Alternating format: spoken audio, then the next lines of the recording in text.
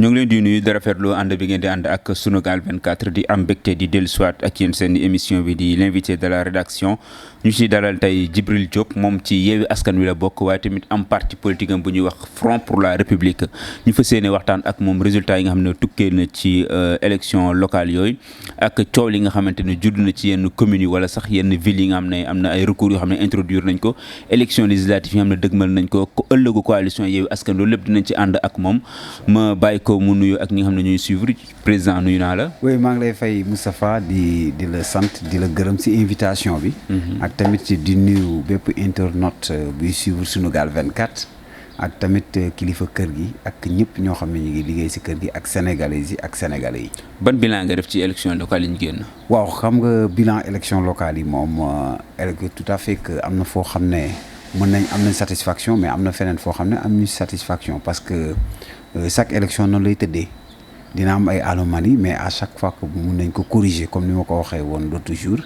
que ni souvent la majeure partie mooy retardu vote bi ci yenn zones yi. ak tamit retardu fermeture bureau de vote yi parce que c'est à 18h mais prolongement yi et am na tamit ay rëq-rëq yu am surtout au niveau des présidents de bureau de vote à ce qui concerne le prolongement du vote nga xam ne dafa waroon a am consensus au sein des bureaux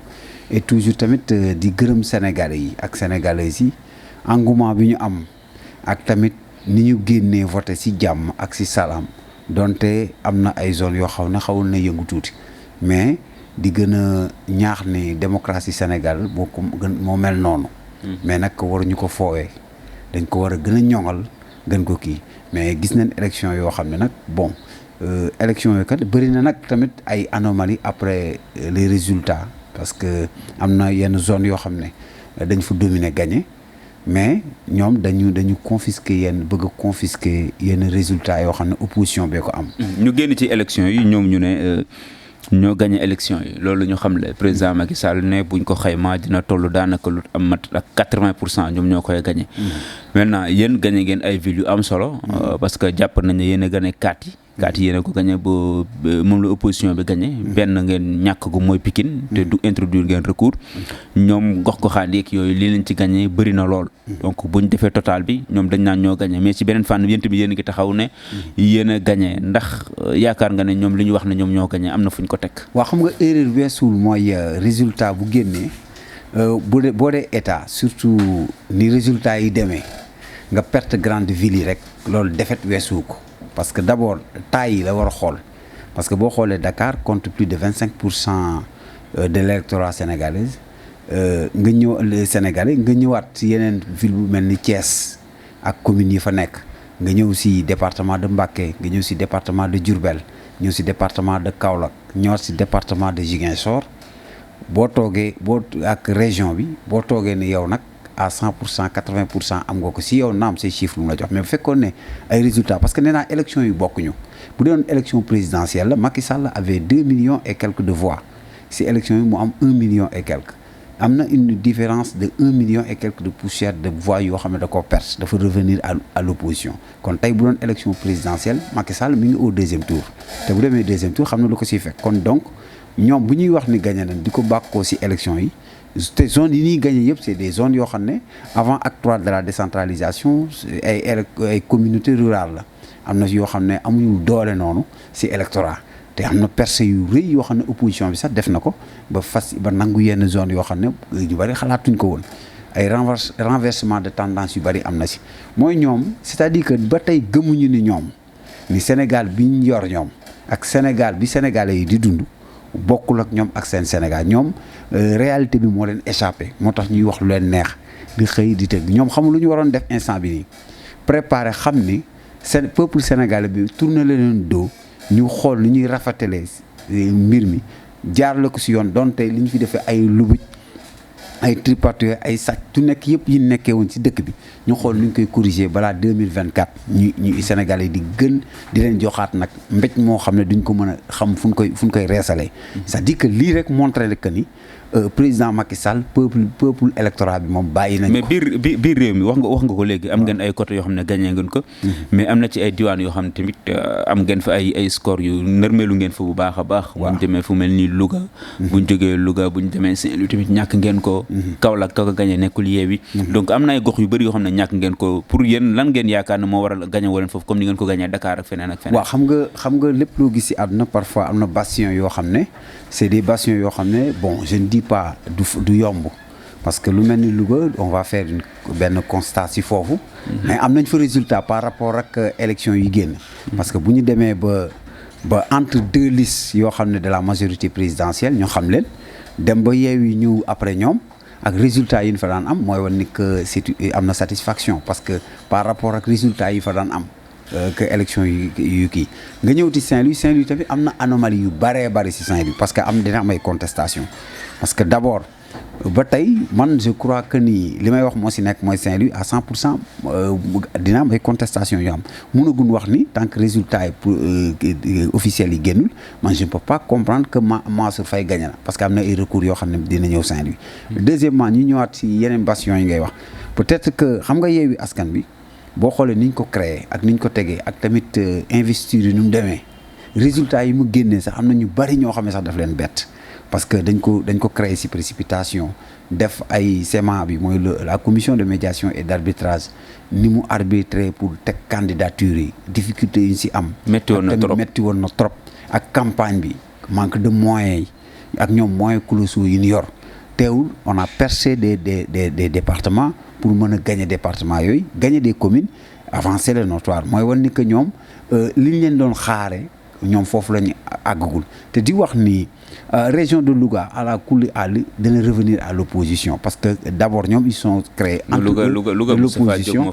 mais d'abord même si bien vrai que gis nañu dama lay wax benn affaire il y a beaucoup d'électeurs lougatois yoo xam ne ils ont voté pour eux mais vent bi soufflé commencé leen wax ne nag ñu réfléchir xoolaat te vent boobu da leen di topp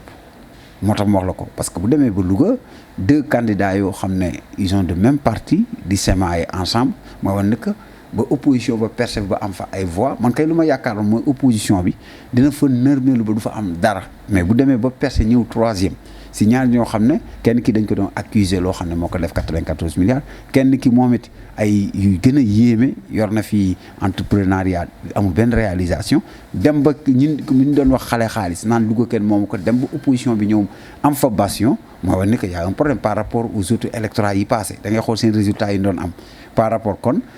mun naa wax ni percé la boo xam ne on va travailler là-dessus pour récupérer la région de Louga ainsi que le département de Louga et les 2 autres départements. mais su fekkente ne élection locale yi logique bi ko Mahmoud Saleh tegoon lañ ko teg. mu ne dafay servir de premier tour élection présidentielle yi xam ne moom lañ jëm ci 2024. yéen ci dynamique boobu fekkente ne foofu lañ nekk ba léegi en tout cas li chiffres yi wane gum waa nguur gi ñu ëppale ay voix. ba léegi est-ce que lecture boobu ngeen ci am wane ne président bi fi ñu toll nii mbir mi réglé na benn problème au moins mooy problème 3e mandat bi. waaw non xam nga sax 3e mandat dama ne waratuñ ko débattre au Sénégal. parce que dafa firndeel ay mbiram bu fekkee ne bëgg na jàmm Macky Sall bëgg na jàmm bëgg na bàyyi fi woy wu rafet bañ na indil problème am moom ak njabootam ak ñu ko wër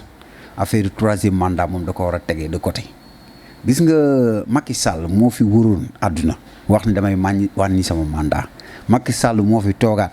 ne man damay 2 mandats man maa defar ko ku jël nag def révision constitutionnelle yóbbu mu am référendum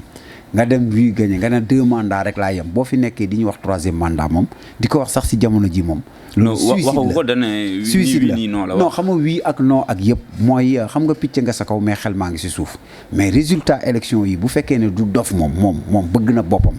bu fekkee ne bëgg na Sénégal bëgg na ñi mu àndal wax jooju moom da ko war a teg suuf xam nga lu mu war a def moom jéem a xool ni ñuy gérer Sénégal si stabilité jéem a bañ li wër sous région bi am fi jéem a defar sécurité Sénégal jéem a àggale mandaam te organiser des élections libres et transparentes. démb Djibril gis nañ leen Pikine ngeen dem fa doon jàppale docteur Cheikh Dieng. bi ngeen jàpp ne dañ ko nekk di jaay doole. parce que pour yéen élection yi foofu Abdoulaye Timbo daf ko lëbëj bëgg jàll. yéen ak wàllu bokk leen coalition. ñaari coalition yi doon wut jële waaye ñëpp nekk ci ku jëkk politique bi donc lan ngeen doon wut foofu ak naka la doxee ba ngeen dem Pikine di ko jàppale. parce que am na sax ñu ne yeewi ñoom lu seen yoon ci coowal wàllu. waaw bu nekkul suñu yoon gis nga bu fekkee ne kër jaamu dafa takk ngeen takkoo nga ne noonu sama yoon nekk si damay tëdd nelaw bis bu safar mooy frentelu est-ce que du calendrier day bu ngeen di jéem a def rek waa wàllu pour après wàllu ñu dugg ci biir yeewi. attends xam nga opposition bi ñëpp dañuy jaawale force yooyu nga gis muy wàllu muy yeewi ay force de l'opposition lañ ay parti yu nekk si opposition nekk ñu ay parti yoo xam ne dañu lëkkaloog ak pouvoir donc lu mel ni wàllu bu amee problème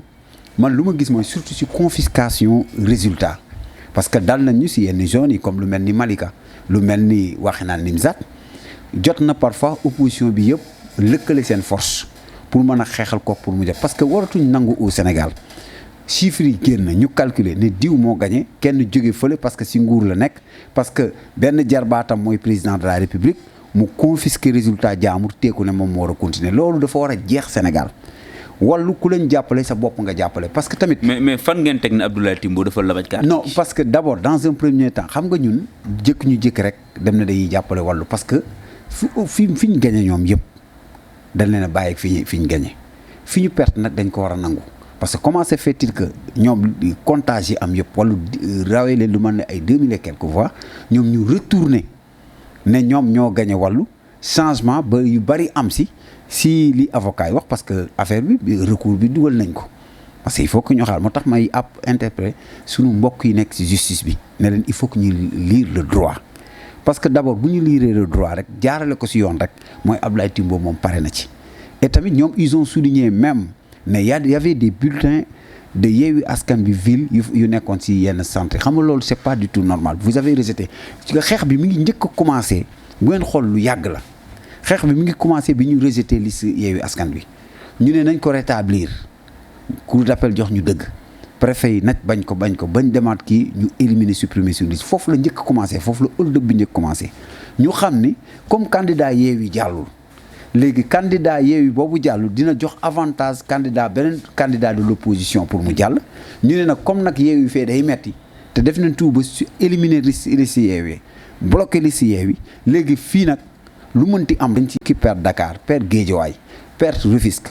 dafay teg bakkanam ci Pikine te Pikine Macky Sall daf ko perte te dañoo war a delloo le maire Cheikh Dieng ay suffrage am mu nekk mooy maire de ville de Pikine Timbo pare na ci Pikine parce que ñoom sax ñoo ko wax ñooy maire yoo xam ne dañuy voté ji même ñi ànd ak ñoom dañ leen di yuux kon donc confiscation résultat la ñu war a bàyyi dañ leen a gagné nañu accepté nañ leen gagné zone yi gagné dañ leen ko bàyyee ku mel ni Louga déggoo kenn ku fa coow am na sax candidat yu leen félicité mais moom Abdoulaye Timbo na am auteur félicité mais bi ma la ne fan ngeen teg ne Abdoulaye Timbo li muy def du yoon pour man dama doon xalaat nga jox ma ay résultats yoo xam ne ay preuves. non y a des palpables y a des ñoom ñoo gën a palpable. non ñoom ñoo gën a concret mais li nga ma wax nii. gis nga vraiment man gis nga bon gis nga boo xoolee PDS moo ko wàllu seen appareil électoral du ñooy cuune. non seen appareil électoral diisul. parce que non dama ne celui qui gère les opérations électorales de wàllu du cuune. Cheikh Dieng mooy gère les opérations électorales du PDS yàgg dem élection PDS nekkoon parti au pouvoir du ñu waxantu fi ñu leen gañ yëpp dañu accepté. am na yenn yoo xam ne nag di si dugg di sema ak yooyu c'est des guerres de procédure parce que ñoom dañ ne y a des PV yoo xam ne dañ ko falsifié. parce que comptage PV yëpp mun ñu ko yor ñu dominer si benn bokk yaakaar ñu wëlbatiku ñëw bëgg a changer PV def ay rature si ñoom lu ñu wax. def ay rature ñu am si ay preuves yoo xam ne dafa am ay rature yu am si PV yi ay yenn bureau yoo xam ne di su comptage yi fu wàllu dominer woon bu ñu ñëwee si PV bu ñu demee dafay am bay fu mu am 10 bu ñëwee ñu trouvé ñu indi ko fa 5 fukkee am 2 ñu yóbbul ko fa 18 c'est-à-dire que y a beaucoup d'anomalies yu am yoo xam ne si comptage au niveau de la commission de recensement des votes mooy départemental mu fa la problème ba ñëwee mais comment se fait-il que li ñu génnee si urne yi yëpp jox leen résultat que ni Cheikh Dieng gagné na Pikine ñu dem au niveau de la commission de recensement des votes ñu publier leen résultats yoo xam ne bëgg a jox Benno Bokk Yaakaar Abdoulaye Timbo kii loolu buñ ko def di nga jóg fippu parce que ñoom fi ñu gagné yëpp danañ ko bàyyee mais foo xam da nga ko perte je lance un appel à l'ensemble des forces de l'opposition amul ni wàllu lii tey wàllu la daal waruñu ko ñun ñëpp ñoo war a booloo ñëpp ñoo xam ne ñoom dañ ne ci opposition bi lañ bokk ñoo war a booloo nekk benn xeex li am Pikine xeex tamit yi am ci yeneen zones yi comme Malika xeex tamit li am Wakhinane Nimzatt ak yeneen zones yëpp wan ni forfaiture yooyu duñ ko accepter et c'est Macky Sall parce que d'abord mënul tolérer ba léegi défaite yi mu am au niveau de la région de Dakar te région de Dakar yëpp la am défaite parce que bu ci boolee Pikine mooy perte na ville yëpp loolu lay bañ moo tax muy jéem a confisquer moo tax ma ne xeex bu diis la xeex bu dëgër la bu leen lu mu leen jar parce que su fekkee ne am nañ doole lëbët ba commission départementale déjà mu mujj yoon dafa am na ay recours yu procédure judiciaire yaa ngi si ñaar dafa am est-ce que am nga ci yaakaar gis nga man dama si am yaakaar xam nga dama si am yaakaar ñaar moo fi am procédure judiciaire wala affrontement rek non mais affrontement bu non affrontement mënu leen ko dama ne la ku mel ni parce que bu ngeen gagné ñu nangul leen ko ñu gagné leen da ngeen war a nangu tamit mais pas nga ne ay affrontement ku confisquer résultat jàmbur ñu gagné ko mu non mais loolu sa gis-gis la parce que ñoom ñoo far ñoom waxuñu confiscation yow yaa wax dañoo confisqué mais dañoo confisqué yow dañ la gagné fi mu gagné ñoom fi ñu gagné Louga kenn contesté wul ak zone yi ñu gagné ñoom kenn contesté wu leen dañ leen bàyyi ak seen victoire mais xam nga nit ki bu amee victoire li ñu ñaan ko wax xam nga Rufisque Jibril même ma dugal foofu parce que xam nga Rufisque doon nañu wax lu ni mel waaw ñu gis ne bu commission départementale bi génnee résultat yi waa Yewwi ñoom ñoo jiitu ñoo ko mujjee gagné donc fii confusion boobu bi mu amee amoon na tamit Médina ñu gis ne après ñoom ñoo gagné pourquoi confusion boobu am commission bi wax ko waa Pikine ngeen bañ ne te ñi leen nangul nañ leen ko confrontation amul yéen ngeen bañ ne différence de voix yi xam nga fële xam nga fépp fu ñu leen dóor gis nga opposition bi fépp fu mu dóor Benno Bokk Yaakaar différence bi day leer naññi fee dañ leen a dóor mu leer naññi parce que ville de Pikine bokkul ak fi ngay wax ñoom perte nañ ville de Dakar perte ville de Guédiawaye perte ville de Rufisque ville de Pikine lañ bëgg labaj parce que bu doon yeewee duñ ko def kooku moom lu ma leer la bu doon yeewee duñ ko def parce que dañ naan éliminer nañ liste yi yeewi ba bokkuñu léegi comme ñii nag ñoo gagné danañ jéem a def tout pa jaar fa man lu may wax ma seeg œil pour œil dent pour dent Macky Sall xamul ay masla man waxoon naa ko nee naa leen ñaar moo si am procédure judiciaire yi bu doon œil pour œil dent pour dent Macky Sall bu la kobasee nga kobas ko bu la laalee parce que moom il sait moom léppam confisqué la mooy léppam jaay doole la parce que ku mel noonu nag boo nekk ak moom man wax naa ko démb force de l'opposition yëpp si war a jóg taxaw jàppale Cheikh Dieng ñu delloo ko victoire am ci Pikine on appelle dañuy appeler tous les patriotes et toutes les patriotes ñu jóg mobiliser derrière l'opposition derrière Cheikh Dieng pour ñu delloo ko victoire am loolu mooy logique. ok wax nga ko léegi say kàddu mais damay dugg feneen. mooy maire yi nga xamante ne gagné nañ ku ci mel ni Ousmane Sonko ak Barthélémy Dias gis nañ ni am nañ ay demlante ak yoon. Ousmane Sonko dossier am dikkul avancé wul dafa nekk au point mort. Barthélémy Dias mi ngi war a wuji le 3 mars bi. ndax xalaatoo tamit mu doon ay porox ndoll yoo xam ne mën nañ faa jaar suba ba destituer leen. waaw attention xam nga dafa am loo xam ne pour man ay caaxaan la. gis nga dossier Barthélémy Dias non ay dossiers yi fi nekk la non taxawal xam nga nag Barthélémy Dias dañ ko élire waa Dakar ko wóolu jox ko seen confiance ñu élire ko Ousmane Sonko de même que Ziguinchor gis nga bu ñu bëggee dëkk bi nekk ci jàmm dañoo war a doxal jàmm gis nga yoon mënuñu nekk à chaque fois di tripatouiller justice bi di utiliser justice bi bu faree ci ñoom kenn du leen woo bu faree ci kujj gi ñu ne non affaire yoon la ak yoon la ñaata dossier moo nekk ci ñoom te musuñu leen woo musuñu leen inquiété ay sàcc ñoom dañ leen làq ñaata sàcc moom moo ko wax ñoo xam ne dafa téye kuddam def ko ci ak des scandales yu fi am te musu leen woo te et pourtant ñooñu ay poste de responsabilité lañ yor gis nga Macky Sall bu mu fontoo Sénégalais bu ñu yàpp réew mi moom jàmm ji waxoon naa ko ci moom lay commencé boo ne yokkute nag ci yoonu jàmm nga koy teg mu ñëwaat xamul fu mu jëm sax muy changer stratégie gis nga affaire Barthélémy Dias man 11 ans mënoo ko topp nit lu nekk ngeen koy def di ko ba léegi mënoo ci génnee preuve bu leer mënoo ci génnee dara dossiers yooyu dañ ko war a classer de suite parce que dañ waxante dëgg Barthélémy Dias sonal nañ ko trop ci ay dossiers troisièmement mënul nekk maire de Dakar ba pare war a liggéey am programme am projet xam nga moom lan moo war a nekk rôle Macky Sall comment il va faire pour indi diggante ma rattaxal ak maire de la ville de Dakar nan la war a def ba maire yi nekk ci département yi ak ville yi ak communes yi nan la mën a def ba accompagner leen pour moom programme yi mu wax ne moom la yéene Sénégal pour ñooñu dem mais pas di jël ay yëkkati ay justice di def ay régime tonton Makato ku xoola ku si am benn kii bu ndaw sax ñu jéem a jaar si suuf complot ñëw def la ay affaire pour yàqal la si carrière politique loolu ça ne passera pas. Sonko est maire de Ziguinchor dañ ko war a may jàmm ñaanal ko jàmm mu diriger Ziguinchor ni mu ko bëggee bu mu ñu accompagner ko ñoom xam nga la mooy gentleman mooy sa nawle gagné la fenn nga nangul ko ba pare ubbil koy bunt parce que gis nga réew tubaab yi lu ñu am ay adversité politique bu liggéey jotee dañuy liggéey du ñu jéem a def mais fii la ñuy nekk nit ki gagné na ma lu may def mooy naa ko jéem a éliminer yooyu ça ne passera pas gis nga bu bëggee indi lu gën a pire marche na jéem a laal yenn dossiers yoo xam ne gis nga am na yoo xam ne mënuñu compléter nit Sénégalais yëpp koo si wax la majeure partie ñu ne la complot moo am si Ousmane Sonko Sénégalais yoo wax ñu ne la affaire Barthélémy Dias complot lañ si bëgg a def mais Barthélémy Dias bi mu ànd ak bi ñu gagné 2012 ñoom ñoo génne prison bi setal ko dugal ko si liste mu nekk député parce que dem na ba benn moment gis na seen yoon ni ñu koy doxalee mooy wuruj njuuj njaaj sàcc wax nit ñi lu dul dëgg mënuñ yóbbu fenn Sénégal manque de vision ñu mën a tëb nag jékki-jékki ne comme àndatul ak ñun nañ jéem a laalaat lële mais loolu sax comme conscience bu tranquille waroo sax d'accord di démocrate war nga xam ne ñii di def lii bëgguñu Sénégal te c'est des ennemis du Sénégal il veut le feu dans ce pays lu ñu baax nag ñu ngeer ko gis nga yeewi dafa dañ leen a gagné Ziguinchor gagné leen Dakar gagné leen dans des zones xam nga lu ñu war a may jàmm suñu nit ñi bàyyi leen ñu liggéey gis nga ñoom fan la ñu waroon a nekk ay dëgg wane ne ñoom li ñu bëgg ci Sénégal mën a am mooy bàyyi gaa yi doxal gaa yi ñoo laaj Sénégalais yi jox leen na leen ubbil bu gaa yi doxalu nag en ce moment là foofu mu nekk bu ko defee ku nekk dina juger sa morom ci bilan mais koo xam ne depuis bi mu toogee ba léegi tripatouiller rek njublang rek njuuj njaaj rek mais loolu sax waratul nekk ci Sénégal. ok Djibril dañuy waxtaanee ci beneen point xam naa mooy doon sax suñu point bu mujj bi ñuy waxtaanee dafay doon mbirum élection locale yi. Non élection législative autant pour moi élection législative yi nga xam ne juin la waroon a am. ñu bëri ñi ngi xalaat ñu dàq ko. yéen gisaguñ leen ngeen wax ci lu bëri am na ay recours yoo xam ne introduire nañ ko ndax yaakaar nga local dinañ ko tenir ci date bi ñu waroon a am. xam nga dama lay wax benn affaire ñoom ñoo waxoon. parce que man si dialogue bi laa bokkoon. ñoo ne woon élection mën nañ ko tëgg juin ñoom ñii pouvoir bi ñoo ko waxoon. seen représentant ku mel ni Benoît Sam moo doon seen représentant ñoom Cheikh Sarr ñoo ne mën nañ ko tëgg juin.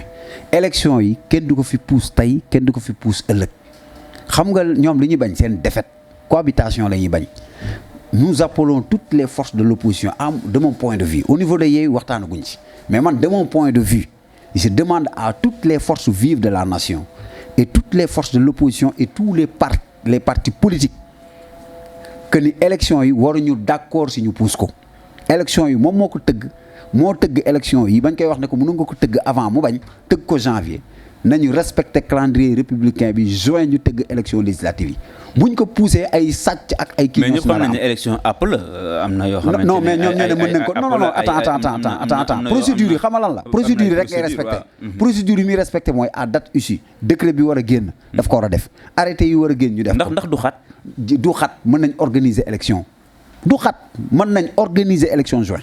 mën nañ ko ñi fi wax ñëpp balaa caa ñaan non parrainage rek day am nan la war a waxtaanee ci caution bi ak yooyu yëpp waxtaanu caution bi sax man nee naa ministre boo xam ne dafay woo parti politique yëpp ñu toog ba pare mu laaj leen seen avis tëju ci roxam benn waaye ne ko defal caution bi lii pour xeex ay nit jaratul ay waxtaan ay caution parce que c'est de peine perdue loolu sax article boobu moom dafa amul sax sens parce que man dama koy wax parce que da ngay toog ak ministre bi ñu def ay proposition la majeure partie yi fa nekk ci ay représentants des partis politiques bu ñu proposé dara bu ñëwee dee def ko nekk comme li mu def ci élection yi yokk kii def fi 10 millions muy 20 élection législative yi dañ ko war a tenir mois de juin mën nañ ko organiser lu ñu xaar mooy décret présidentiel bi ak arrêté yu koy accompagner woor ko ubbi def inscription pour les primo-votants ñun ñu mën a inscrire ubbi des commissions pour ñu inscrire pour ñu jéem a jëm élection. mais dañ d'accord ñu ci pousse élection moom la bëgg. ce qui cherche c'est-à-dire que yéen a appauvant moo tax bëgg la ñu pousse élection yi quoi da ngeen yaakaar na fi non attention gis nga foofu jeu boobu Macky Sall di jouer duñ ko ci topp. balaa caa nag mu naan non Union africaine laa nekkoon nag comme ba mu fi wax premier ministre naan Union africaine li ñu ko yenn moo tax yooyu la fiy lëmbañ naan damaa nekk ci Union africaine ak passation de service ak problème mu élection yi timing ak ay yooyu pas de timing mën nañ fi organiser des élections concertation rek moo mën a am pour ñu pousser élection mais sans concertation il peut organiser les élections parce que ñoo ko waxoon gis nga nit ki góor sa wax ja mënuñu leen bàyyi nag ñuy def leen neex bu ñu waree tenir élection rek ñuy tappale di tripatouiller di jaar fee créer seeni nit ñuy ñëw ci plateau yi di mën a ay débat naan techniquement possible bi kii moo tax kat parce que lii dafa retard ak fii lañ war a jaar ak war nañ évaluer non il peut organiser les élections législatives en juin 2022 ñoom ñoo ko waxoon ban lañ koy wax ñun on était clair si li leen doon wax élection locale yi nañ ko def ci 2021 bi 2022 bi mu am élection législative ñoom ñu ne mën na nekk administration baa ngi fa woon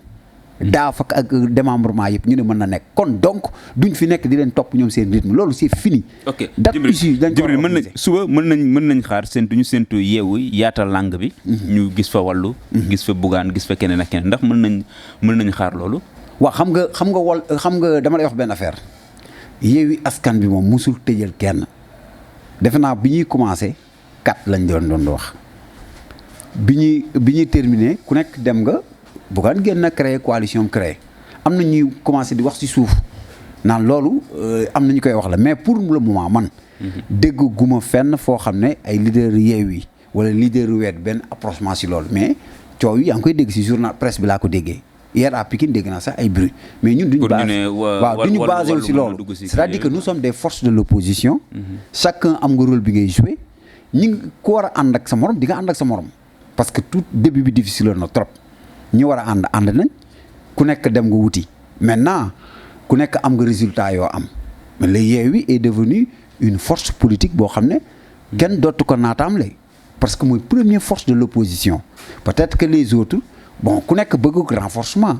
ñun moom au niveau de Yewwi def naa musuñu tëj dara parce que Yewwi c'est des leaders yoo xam ne ñu ubbeeku lañ ñu gëm dialogue lañ ñu gëm xeex lañ ñun daal li ñuy wax mooy régime bi nga xam ne régime tonton Makoto la régime bi nga xam ne bi mu diggoon Sénégalais yi mu si def si dara régime boo xam ne tappale wuruj sàmm ay sàcc régime boo xam ne ki gën a yées si réew mi boo ñëwee si ñoom boo ànd ak ñoom ñu protéger la ñun régime boobu la ñu wax ni dañoo àndul ak ñoom te ku bokk si ñoom ànduñoo ak yow deuxièmement Yewwi c'est une réalité politique c'est un projet de société c'est pas seulement une coalition électorale mais une coalition politique d'envergure national et international. yow Guédiawaye ngay milité fa nga nekk gis nañ ne yéen a gagné ville bi. gagné Golf Sud tamit. gagné Sam Notaire. mu am ñett yoo xam ne tamit ñàkk ngeen ko ndax résultat boobu noo ko jàngatee. non ñaar lañ ñàkk ñàkk ngeen. beneen bi dañu déposé non boobu tamit ñàkk ngeen ko. wax naa ne non ñàkk ngeen ko. tant que recours bi génn tant que recours ba moo ñàkk ngeen ko rek. waaw mun nañu wax ñàkk leen ko ma nangul la ko. waaw. noo gisee résultat boobu. bon résultat positif parce que on a bien travaillé. bossé nañ yàgg nañ ci terrain bi nag Guédiawaye lañ dëkk. yàlla di sant yàlla bu baax di ko gërëm. ci ndam loolu mu ñu may. ndam loolu nag du ndamu bàkku ndamu population Guédiawaye yëpp la moo xam ñi ñu gagné moo xam ñun ñi gagné parce que d'abord tout dafay revenir ci Guédiawaye man toujours lu may wax mooy comme maire bi wax na ko keroog bi ñu defee le maire de la ville de Guédiawaye Ahmed Aïdara que je salue de passage ak directoire bi mooy le directeur de campagne et l'ensemble des membres de la coalition Yewwi Askan Wi Mamadou Thiam wax nañ ko nee nañ temps wu récréation jeex na bañ gagné la ñu woo compétence yëpp parce que d'abord dafa am temps wu boo xam ne temps wu politique la temps wu campagne la mais ñun génn nañ ci ñu nekkatuñ ci ay clivage ak yooyu on a besoin des forces on a besoin des compétences parce que Guédiawaye tamit ñoo ko bokk mën nañoo xuloo mën nañoo defante lu nekk ci élection yi mais nag bu jeexee nag Guédiawaye soxla Guédiawaye moo ci des te résultat yi ñu jox nag mooy résultat liggéey rek parce que dama loo yàgg liggéey rek yàlla fekk ci la parce que xam nga durant des années ñu nekk di xeex ak waa ji di wax lu nekk ba yàlla def nag ba jox ñu ko lu ñuy wax rek mooy sante ku sul bam sant tamit population Guédiawaye bi ñu voteel sant tamit population Guédiawaye bi ñu jox confiance pour 5 ans yi di ñëw di wax nag ni maire yi nag démembrement ci état la waaye tamit maire yi tamit population bee ko moom comme ñun ñu wax rek une démocratie participative moom la ñuy prôné te maire bi ñu yor nag maire boo xam ne loolu lu am solo la ci réew mi te tamit lu am solo la ci région de Dakar. parce que celui qui parle de Dakar mënoo ci génnee Guédiawaye. kon donc Guédiawaye lu am solo la di gërëmaat bu baax a baax suñu militants yi suñu sympathisants yi ak ñi jàpp ci campagne bi ak ñoo xam ne ñoo ñu voteel même ñi ñu voteelul toujours li ñuy wax rek moo ci nekk mooy àndandoo nekkandoo benn pour liggéey Guédiawaye mu jëm kanam. maa ngi lay jaajëfal ci invitation bi ñu nangul. di la fay. di la gërëm ci occasion yi nga ñuy may toujours dama koy wax. ñuy mën di exprimer wu. man di wax lu nekk ci ñun. te tamit di ñaaxaat ni di wax ni politique bi nag temps bi jeex la temps wu liggéey lañ nekk. ñi fi nekk nag ñaar lañ leen di wax. nañu respecter calendrier républicain yi bu ñu bëggee jàmm. ok élection législative yi. puus ko. du ñu nangu ñu puus ko. Macky Sall nag moomu réew mi. dañ ko dénk réew mi mu war a nekk Baye Fallu réew mi kon nag nekkul Baye Fallu réew mi def ko moomeelam duñ ko ci may dara réew mi ñu ñëpp ko bokk. di sant di gërëm jërë ngeen jëf. maa ngi lay remercier Djibril Diop moom moo jiite parti bi di Front pour la République ma koy jaajëfal ci invitation bi nangul nañu ko. xam naa nag comme ñoom dañuy wër léegi di porter ay xeexu jàmbur démb yéen a ngi woon Pikine ban xeex ngeen di porter. non ñun duñu wër di porter xeexu c'est noble la parce que noblesse la parce que opposition bi dama lay sànni xeer rek ma lay jaajëfal ci invitation bi xam ne nangul nga ñu ko. jërëjëf di remercier Libaas Mbaye mi nekkoon ci caméra yi di leen jox dig daje beneen incha allah ak beneen invité jaa ngeen jëf. jërëjëf.